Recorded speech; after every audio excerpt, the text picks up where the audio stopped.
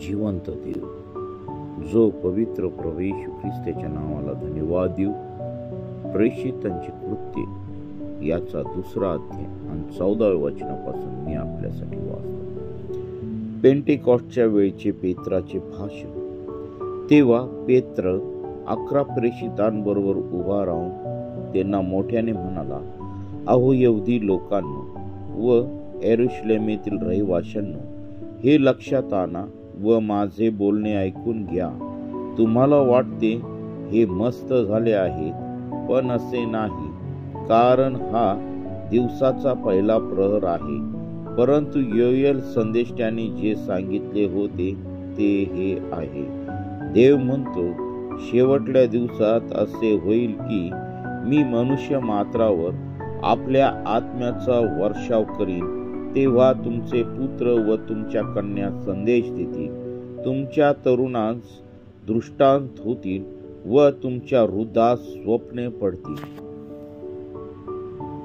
आणखी त्या दिवसात मी आपल्या दासांवर व आपल्या दासीवर आपल्या आत्म्याचा वर्षाव करीन, म्हणजे ते संदेश देतील. आणि वर आकाशात अद्भुते व खाली पृथ्वीवर चिन्हे, म्हणजे रक्त, अग्नी व धूम्ररूप वाफ अशी मी दाखवीन. परमेश्वराचा महान व प्रसिद्ध दिवस येण्यापूर्वी सूर्य अंधकारमय व चंद्र रक्तमय होईल. तेव्हा असे होईल की जो कोणी परमेश्वराच्या नावाने त्याचा धावा करील तो तरेल. अहो इस्रायल लोकांनो, ह्या गोष्टी ऐका. नासरी येशूच्या द्वारे देवाने जी महत्कृत्य, अद्भुते व चिन्हे तुम्हाला दाखविली, त्यावरून देवाने तुम्हाकरिता पटविलेला असा तो मनुष्य होता, याची तुम्हाला माहिती आहे. तो देवाच्या ठाम संकल्पानुसार व पूर्वज्ञानानुसार तुमच्या स्वाधीन झाल्यावर तुम्ही त्याला धरून अधर्म्याच्या हातांनी वधस्तंभावर खिळून मारले. त्याला देवाने मरणाच्या वेदनापासून सोडून उठविले, कारण त्याला मरणाच्या स्वाधीन राहणे अशक्य होते. दावीद त्याच्याविषयी असे म्हणतो, मी परमेश्वराला आपणापुढे नित्य पाहिले आहे. मी ढळू नये म्हणून तो माझ्या उजवीकडे आहे. म्हणून माझे हृदय आनंदित व माझी जीभ उल्हासित झाली. आणखी मला माझा देहही आशेवर राहील, कारण तू माझा जीव अधोलोकात राहू देणार नाहीस व आपल्या पवित्र पुरुषाला पूजण्याचा अनुभव येऊ देणार नाहीस. जीवनाचे मार्ग तू मला कळवले आहेत. तू आपल्या समक्षतेने मला हर्षभरित करशील. बंधुजन हो,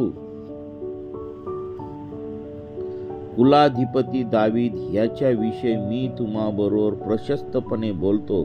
तो मरण पावला, पुरला गेला व त्याची कबर आजपर्यंत आपल्यामध्ये आहे. तो संदेष्टा होता आणि त्याला ठाऊक होते की देव शपथ वाहून त्याला म्हणाला, तुझ्या संतानातील एकाला तुझ्या राजासनावर बसवीन. ह्याचे पूर्वज्ञान असल्यामुळे तो ख्रिस्ताच्या पुनरुत्थानाविषयी असे बोलला की त्याला अधोलोकात सोडून दिले नाही व त्याच्या देहाला कुजण्याचा अनुभव आला नाही. त्या येशूला देवाने उठवले, याविषयी आम्ही सर्व साक्षी आहोत. म्हणून तो देवाच्या उजव्या हाताकडे बसविलेला आहे. त्याला पवित्र आत्म्याविषयीचे वचन पित्यापासून प्राप्त झाले आहे. आणि तुम्ही जे पाहता व ऐकता त्याचा त्याने वर्षाव केला आहे.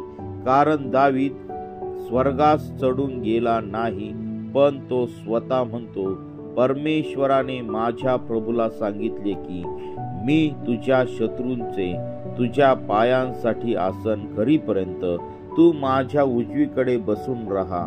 म्हणून इस्रायलाच्या सर्व घराण्याने हे निश्चयपूर्वक समजून घ्यावे की ज्या येशूला तुम्ही वधस्तंभावर खिळून मारले, त्याला देवाने प्रभू व ख्रिस्त असे करून ठेवले आहे. हे ऐकून त्यांच्या अंतःकरणात चुटपुट लागली आणि ते पेत्र व इतर प्रेषित यांना म्हणाले, बंधुजनो, आम्ही काय करावे? पेत्र त्यांना म्हणाला, पश्चाताप करा आणि तुमच्या पापांची क्षमा व्हावी, म्हणून तुम्ही प्रत्येक जण येशू ख्रिस्ताच्या नावाने बाप्तिस्मा घ्या, म्हणजे तुम्हाला पवित्र आत्म्याचे दान प्राप्त होईल. कारण हे वचन तुम्हाला तुमच्या मुलाबाळांना व जे दूर आहेत त्या सर्वांना, म्हणजे जितक्यांना परमेश्वर आपला देव स्वतःकडे बोलविल तितक्यांना दिले आहे.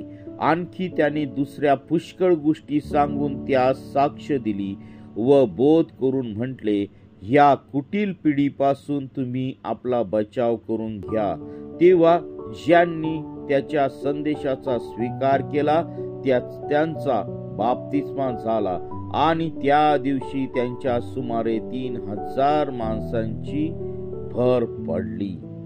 ख्रिस्ती मंडळीचे धार्मिक जीवन, जे ते प्रेषिताच्या शिक्षणात आणि सहवासात, भाकर मोडण्यात व प्रार्थना करण्यात तत्पर असत, तेव्हा प्रत्येक मनुष्याला भय वाटले आणि प्रेषितांच्या हातून पुष्कळ अद्भुत कृत्ये व चिन्हे घडत होती.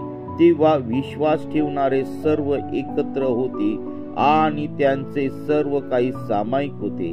ते आपापली जमीन व मालमत्ता विकून जसजशी प्रत्येकाला गरज लागत असे तसे सर्वांना वाटून देत असत. ते दररोज एक चित्ताने व तत्परतेने मंदिरात जमत असत, घरोघरी भाकर मोडीत असत आणि देवाची स्तुती करीत हर्षाने व सालसमानाने जेवीत. सर्व लोक त्यांना प्रसन्न असत आणि प्रभू तारण प्राप्त होत असलेल्या माणसांची दररोज त्यांच्यात भर घालीत असे. वाचलेले वचन देवबाप आशीर्वादित करो. प्रियांनो, हे सुंदर असं वचन आज देवाने ह्या नवीन दिवसामध्ये पुन्हा एकदा तुम्हाला आणि मला दिलेलं आहे. या ठिकाणी आम्हाला पहिल्या भागामध्ये पेत्राचे भाषण आम्हाला ह्या ठिकाणी दिसत आहे. जेव्हा पेंटिकॉस्टच्या वेळेस पेत्र पवित्र आत्म्याने भरून त्या ठिकाणी भाषण देत आहे, संदेश देत आहे, देवाचं वचन लोकांना तो सांगत आहे. पहिलं जर आम्ही त्याचं जीवन पाहिलं तर त्या ठिकाणी पेत्र आम्हाला भित्रा असा दिसतो, परंतु जेव्हा तो पवित्र आत्म्याने भरला, पवित्र आत्म्याच्या सामर्थ्याने भरला, देवाच्या सामर्थ्याने भरला, त्यावेळेस तो त्या ठिकाणी देवाच्या आत्म्याने प्रेरित होऊन त्या ठिकाणी त्यांनी संदेश दिलेला आहे. देवाचं वचन त्या ठिकाणी त्यांनी सांगितलेलं आहे. आणि पहिल्या भागामध्ये तो म्हणतो की योएल संदेष्टाच्या द्वारे जे सांगितलेलं भविष्य आहे, त्या ठिकाणी योएल संदेष्टाने सांगितलेल्या वचनाचा संदेष्टाद्वारे जे काही वचन आहे ते वचन सांगितलेलं आहे की देव म्हणतो शेवटल्या दिवसात असे होईल की मनुष्य मात्रावर आपल्या आत्म्याचा वर्षाव करील. तेव्हा तुमचे पुत्र व तुमच्या कन्या संदेश देतील, तुमच्या तरुणास दृष्टांत होतील, तुमच्या वृद्धास स्वप्ने पडतील. आणि नंतर त्याने त्या संदेशातून देवाच्या वचनातून सांगितलं की आणि वर आकाशात अद्भुते, खाली पृथ्वीवर चिन्हे म्हणजे रक्त, अग्नी व धूम्ररूप ही वाफ मी दाखवीन. परमेश्वराचा महान व प्रसिद्ध दिवस येण्यापूर्वी सूर्य अंधकारमय व चंद्र रक्तमय होईल. म्हणजे शेवटच्या दिवसामध्ये जे काही घटना होणार आहेत या वचनामध्ये पेत्राद्वारे आधीच सांगून ठेवण्यात आलेलं आहे, व बायबलमध्ये सांगून ठेवलेलं आहे, वचनामध्ये सांगून ठेवलेलं आहे. आणि तेव्हा असे होईल की जो कोणी परमेश्वराच्या नावाने धावा करील तो तरेल. आज आम्हाला ह्याच गोष्टीची गरज आहे. आज आम्हाला धावा करायची गरज आहे, कारण आम्ही शेवटच्या दिवसांमध्ये आहोत. सर्व अद्भुत आम्ही आपल्या डोळ्यांनी पाहत आहोत. जागोजागी दुष्काळ पडत आहे, भूमिकंप पडत आहे, चंद्र रक्तमय होत आहे आणि कुठे कुठे रक्ताचा पाऊस पडत आहे. वेगवेगळ्या गोष्टी आम्हाला जगामध्ये दिसून येत आहेत. दुष्काळ पडत आहे, सूर्याचं तापमान वाढलेलं आहे, पृथ्वीचं तापमान वाढलेलं आहे आणि अक्षरशः पृथ्वीवरती वेगवेगळ्या घटना घडत आहे. म्हणजे ज्या बायबलमध्ये दिलेल्या गोष्टी आहेत, ज्या देवाच्या वचनामध्ये गोष्टी सांगितलेल्या आहेत, त्या सर्व ह्या ठिकाणी पवित्र शास्त्रामध्ये सांगितल्याप्रमाणे त्या पृथ्वीवरती पूर्ण होत आहे प्रिया. आणि म्हणून आम्हाला ह्या ठिकाणी देवाच्या वचनावरती विश्वास ठेवून आम्हाला 21व्या वचनामध्ये सांगितलेलं आहे की जो कोणी परमेश्वराच्या नावाने त्याचा दावा करेल तो तरेल प्रियानो. आज आम्हाला देवाच्या नावाने, परमेश्वराच्या नावाने, प्रभूच्या नावाने दावा करायचा आहे, म्हणजे आम्हाला या पृथ्वीवरती टिकाव धरता येईल, स्वर्गाच्या राज्यामध्ये टिकाव धरता येईल. अहो, आणि नंतर दुसरा भाग आम्हाला त्या ठिकाणी दिसतो की अहो इस्रायल लोकांनो, या गोष्टी ऐका. नासोरी येशूच्या द्वारे देवाने जी मत, कृत्ये, अद्भुते, चिन्हे तुम्हाला दाखविली, त्यावरून देवाने तुम्हाकरिता पटवलेला असा तो मनुष्य होता याची तुम्हाला माहिती होती. तो देवाच्या ठाम संकल्पानुसार व पूर्व ज्ञानानुसार तुमच्या स्वाधीन झाल्यावर तुम्ही त्याला धरून अद्भुत अधर्म्यांच्या हाताने वधस्तंभावर खिळून मारले. म्हणजे ह्या ठिकाणी प्रभू येशू ख्रिस्ताच्या जीव बद्दल या ठिकाणी पेत्र देवाच्या वचनातून बोलत आहे. त्याला देवाने मरणाच्या वेदनापासून सोडून उठवले, कारण त्याला मरणाच्या स्वाधीन राहणे अशक्य होते, कारण तो देवाचा पुत्र होता. दावीद देखील प्रभू येशू ख्रिस्तामध्ये सांगतो की मी परमेश्वराला आपणा पुढे नित्य पाहिले आहे, मी ढळू नये म्हणून तो माझ्या उजवीकडे आहे. आणि पुढे सांगतो देवाच्या वचनामध्ये की त्या येशूला देवाने उठवले ह्याविषयी आम्ही सर्व साक्षी आहोत.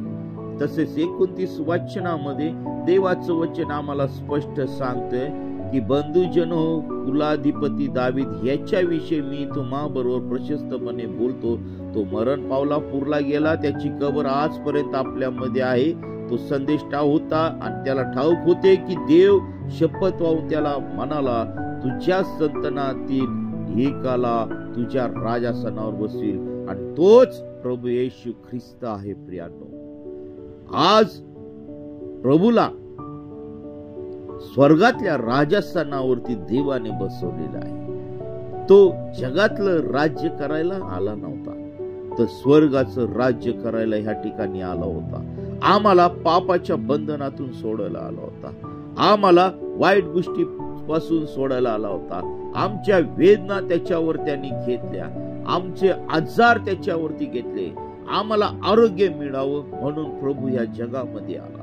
प्रियानो, आमच्या जीवनातलं टेन्शन त्यांनी त्याच्यावरती घेतलं, निराशा त्याच्यावरती घेतली, आणि आम्हाला सर्व प्रकारच्या पापापासून, सर्व प्रकारच्या कानड्या बंधनापासून, सर्व प्रकारच्या दुष्टात्म्यापासून त्या प्रभू येशू ख्रिस्ताने आम्हाला सोडवलेला आहे. आणि पुढे या प्रभूला पूजण्याच, त्याच्या देहाला पूजण्याचा अनुभव आला नाही. त्या येशूला देवाने उठवले याविषयी आम्ही सर्व साक्षी आहोत. पेत्र ह्या ठिकाणी सांगत आहे. पेत्राने डोळ्याने पाहिलं, त्याचं पुनरुत्थान पाहिलं, तो उठवला ते पाहिलं, त्याचं दर्शन त्यांना झालं, आणि त्यांच्या डोळ्या देखत तो स्वर्गामध्ये घेतला आहे. कारण दावीद स्वर्गात चढून गेला नाही, पण स्वतः तो म्हणतो, परमेश्वराने प्रभूला सांगितले की मी तुझ्या शत्रूचे तुझ्या पायासाठी आसन करीपर्यंत तू माझ्या उजवीकडे बसून राहा. म्हणून इस्रायलाच्या सर्व घराण्याने हे निश्चयपूर्वक समजून घ्यावे की ज्या येशूला तुम्ही वधस्तंभावरती खिळून मारले, त्याला देवाने प्रभू व ख्रिस्त असे करून ठेवले आहे. प्रियानो, हीच गोष्ट आज आमच्या जीवनात देखील लागू होत आहे. आम्ही आमच्या जीवनामध्ये वारंवार पाप करून त्या प्रभूला पुन्हा आणि पुन्हा त्या वधस्तंभावरती खिळत आहोत. तर प्रियानो, आज आम्हाला गरज आहे, आमचे पाप आम्ही आजच या ठिकाणी, आजच या क्षणाला थांबवले पाहिजे. प्रियानो, या पापी जीवनापासून परावृत्त होऊन प्रियानो, आज आम्हाला पश्चातापाची गरज आहे. त्या प्रभूने तुमच्या आणि माझ्यासाठी त्या वधस्तंभावरती खूप मौल्यवान रक्त सांडलेलं आहे.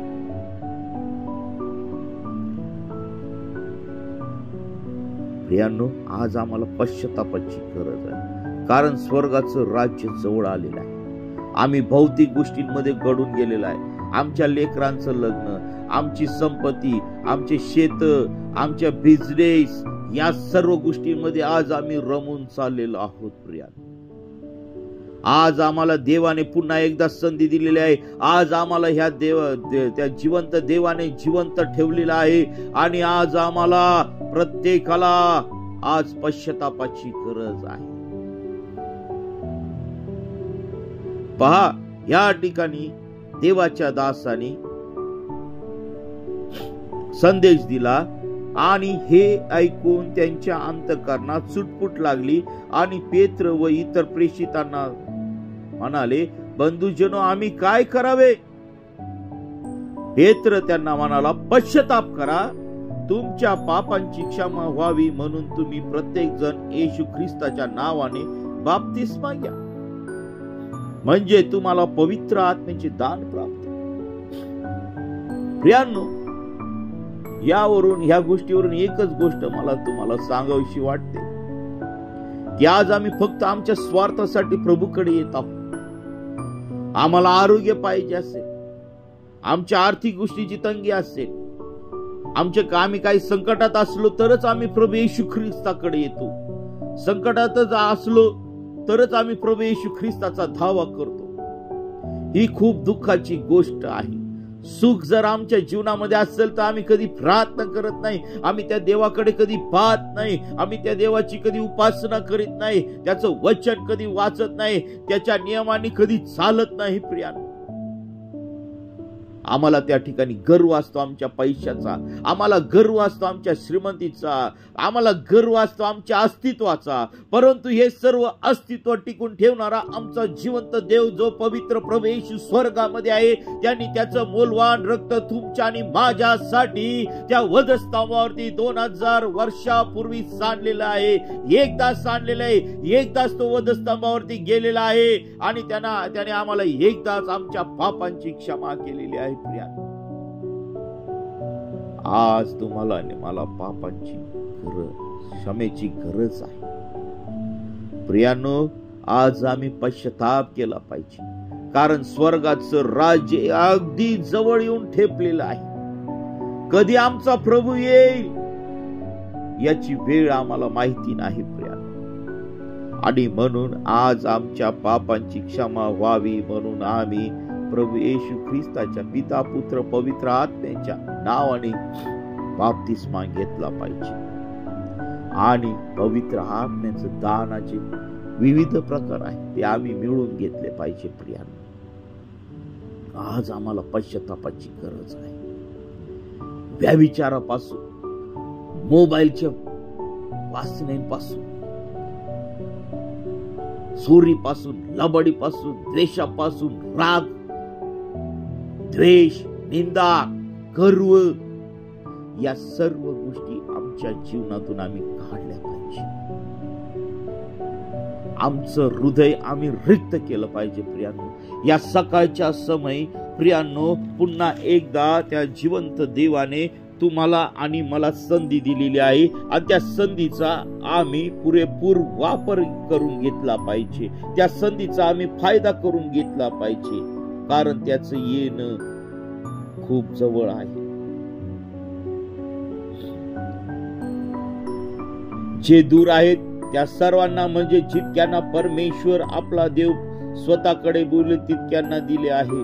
आणखी त्याने दुसऱ्या पुष्कळ गोष्टी सांगून त्यांना साक्ष दिली व बोध करून म्हटले की या कुटील पिढीपासून तुम्ही आपला बचाव करून घ्या.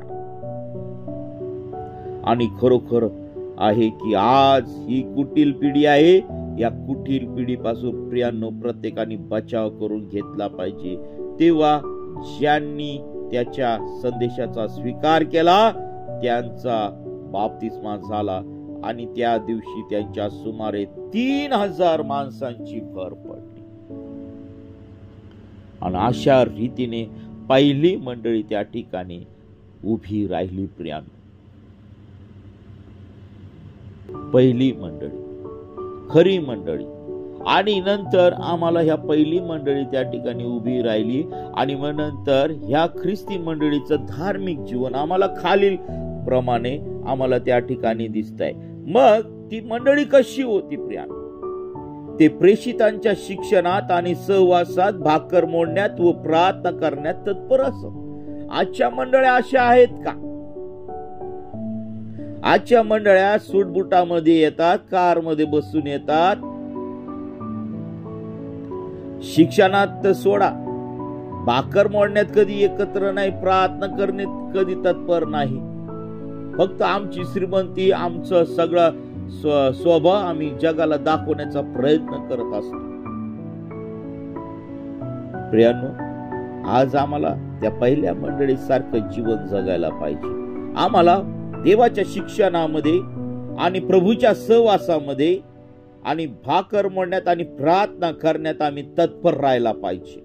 तेव्हा प्रत्येक मनुष्याला भय वाटले आणि ते प्रेषितांच्या हातून पुष्कळ अद्भुत कृत्ये व चिन्हे घडत होती. का घडत होती? कारण देवाचा आत्मा, प्रभूचा आत्मा त्यांच्या संगती होता. प्रभू येशू ख्रिस्त त्यांच्या सोबत आहे.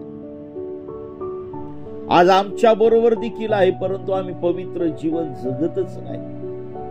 आमच्या जीवनामध्ये प्रार्थना नाहीये. आम्ही फक्त आमचं स्वतःच्या पुरतं बघतो. मी, माझं लेकरू, माझं कुटुंब आणि बाकीचं काही हो.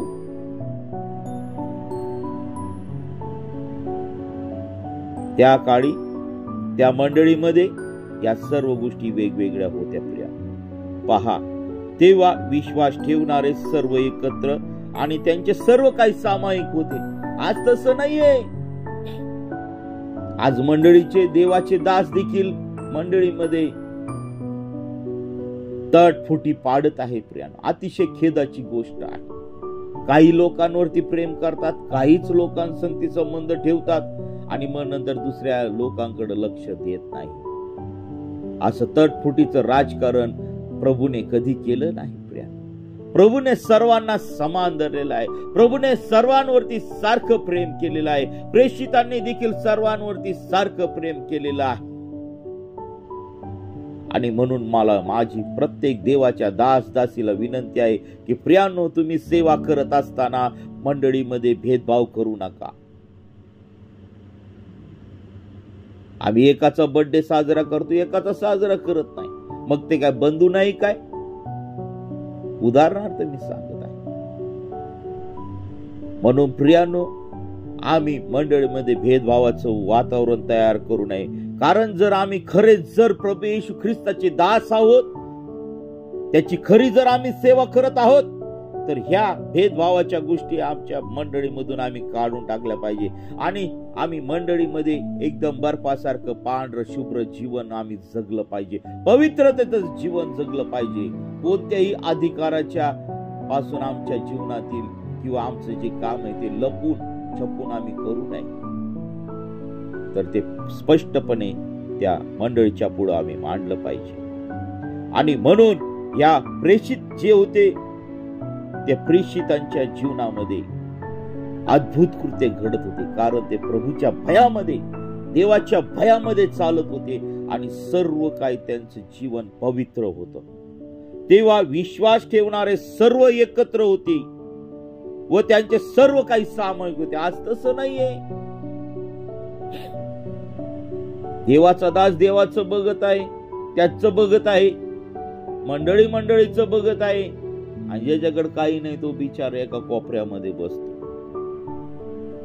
पार्ट्या होतात, सर्व होतं, बिर्याण्या होतात, सगळं काय होतं, फक्त मोजक्या मोजक्या लोकांना बोलवतो. बाकीचे मग काय मंडळी नाही काय? अतिशय खेदाची बाब आहे. आणि ह्या प्रत्येक मंडळीमध्ये अशा घटना होत आहे. प्रभूने फक्त प्रेषितांवरती प्रीती केली नाही, तर प्रत्येक मंडळीतील प्रत्येक अख्ख्या जगावरती प्रीती केलेली आहे. तशी देवाच्या दासांनी प्रीती मंडळीवरती केली पाहिजे. ते आपली जमीन मालमत्ता विकून जसशी प्रत्येकाला गरज लागत असे तसतसे सर्वांना वाटून देत असे. ही महत्वाची गोष्ट आहे. ते दररोज एक चित्ताने व तत्परतेने मंदिरात जमत असत, घरोघरी भाकरी मोडीत असत आणि देवाची स्तुती करीत हर्षाने व सालसमानाने जेवीत व सर्व लोक त्यांना प्रसन्न असत व आणि प्रभू तारण प्राप्त होत असलेल्या माणसांची दररोज त्यांच्यात भर घालीत असे. प्रियानो, ही सर्वात महत्वाची गोष्ट आहे आणि ह्या सर्व गोष्टींची उणीव आज मंडळांमध्ये दिसत आहे. देवाचे दास दासी देखील स्वतःच बघत आहे. मी, माझी पत्नी, माझे लेकरं, माझी कुटुंब याच गोष्टी बघत आहे. प्रियानो, दोघा नवरा बायकोंचे मोठे मोठे बॅनर वरती फोटो आणि ख्रिस्त कुठंच दिसत नाही. असा स्वभाव जर आमच्या जीवनामध्ये आहे तर आम्हाला आमच्या जीवनामध्ये मी पण आहे तर आमच्या देवाचं कार्य कधी वाढणार आहे? प्रभूचं कार्य कधी वाढणार आहे? मंडळीमध्ये कसं ऐक्य येणार आहे? तर प्रियानो, जर आम्हाला खऱ्या रीतीने जर प्रभूचं काम करायचं आहे तर प्रभूला उंचवा, प्रभूला उंचवा आणि आपली गठी होऊ द्या. आपलं नाव नाही आलं तरी चालत, पण जिवंत देव जो पवित्र प्रभू येशू ख्रिस्त आहे त्याचं नाव आलं पाहिजे. प्रियानो, आज आम्ही या शास्त्र भागामध्ये दुसऱ्या अध्यायामध्ये पेत्राचं भाषण पाहिलं, दाविदाचं उदाहरण दिलं, प्रभूचं उदाहरण दिलेलं आहे आणि मग नंतर त्या ठिकाणी मंडळी म्हणते की आम्ही काय करावं? तर प्रियानो, सर्वात प्रथम आम्हाला जर प्रभूच्या जवळ जायचं असेल तर आम्ही पश्चाताप केला पाहिजे. पवित्र आत्म्याचा बाप्तिस्मा आज आम्हाला झाला पाहिजे, पाण्याचा बाप्तिस्मा झाला पाहिजे, पिता पुत्र पवित्र आत्म्याच्या द्वारे आमचा बाप्तिस्मा झाला पाहिजे. आणि ह्या सर्व गोष्टी करूनही आमचं जे जीवन आहे ते ख्रिस्ती पहिली जी मंडळी स्थापन झाली त्या मंडळीच्या जे जीवन जगत होती तेच मंडळीच्या जीवनामध्ये आज जीवन जगायला पाहिजे. देवबाप करो तुम्हाला या छोट्याशा वचनाद्वारे देवबाप तुम्हाला मला आशीर्वादित करो, कारण ह्या वचनावरती बोलावं तितकं कमी आहे. परंतु प्रियानो, मी आज तुमचा भरपूर वेळ घेतलेला आहे. तर प्रियानो, आज आपण प्रार्थना करूया. हे सुंदर असं वचन देवबाप तुमच्या आणि माझ्यासाठी आशीर्वादाचं करो. प्रियानो, ज्यांनी वचन सबस्क्राईब केलेलं आहे त्यांना देवबाप आशीर्वादित करो, त्यांच्या कुटुंबांना आशीर्वादित करो. ज्यांना शेअर केलेलं आहे त्यांना देखील देवबाप आशीर्वादित करो, कारण ह्या शेवटच्या काळामध्ये राहत असताना ह्या वचनाची खूप गरज आहे. अनेक लोक कर्जामध्ये बुडालेले आहेत, अनेक लोक निराशेत आहेत, अनेक लोक आजारी आहेत, अनेक लोक पापामध्ये आहेत, अनेक लोक वेगवेगळ्या समस्यांनी ग्रासलेले आहेत, बेरोजगारीचं जीवन जगत आहेत, देवापासून दूर आहेत, कुटुंबामध्ये अशांतता आहे, पती पत्नींमध्ये पटत नाहीये. परंतु या सर्वांवरती एकच औषध आहे, ते म्हणजे जिवंत देव जो पवित्र प्रभू येशू ख्रिस्तावरती विश्वास ठेवा, त्याच्या जवळ या, प्रार्थना करा, गुडघे टेका आणि स्वतः पश्चाताप करा आणि त्याला आपला तारणारा म्हणून आपल्या जीवनामध्ये स्वीकार करून घेऊया. तर आपण प्रार्थना करूया. हालेलुया, स्तुती धन्यवाद येशू दे बापा. जे कुणी हे वचन ऐकत आहे त्या प्रत्येक व्यक्तीला तू आशीर्वादित कर पित्या परमेश्वर. त्या प्रत्येक व्यक्तीच्या जीवनामध्ये तू कार्य कर.